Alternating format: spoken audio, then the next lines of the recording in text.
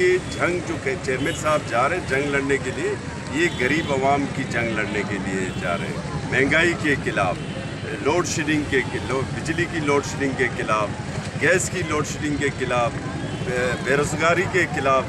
یہ جنگ عوامی جنگ ہے اور یہ بہت بڑا عوامی سیلاب ہے۔ یہ جا رہا ہے، اسلام آباد کے ایوان لرزنے شروع ہو گئے۔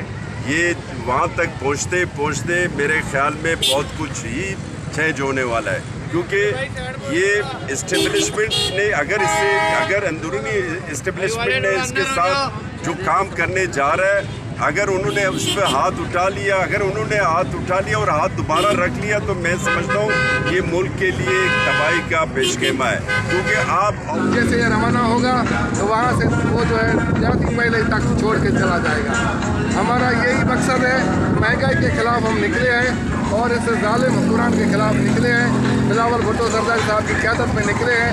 انشاءاللہ ہمارا یہ سن کے پہلے تو اس لوگوں کے ٹانگیں ہل رہی ہے، ابھی وہ بھاگنے کی کوشش کر رہے ہیں، لیکن ہم اس کو باہر بھاگنے نہیں دیں گے۔ استعفا دے کے دلا کے اس کو پھر ہم واپس جو ہے انشاءاللہ کرائیں گے۔ اچھا سر، آخری کیل ٹھوکنے جا رہے ہیں تابوت میں کیا تو انشاءاللہ سر کلی تو انشاءاللہ پہلے لگ چکی ہے، جب کراچی سے ہم روانہ ہوئے ہیں اس کو پتہ لگ چکا ہے، اس کے سارے جو وزیر ہیں وہ ہلچل مچ گئی۔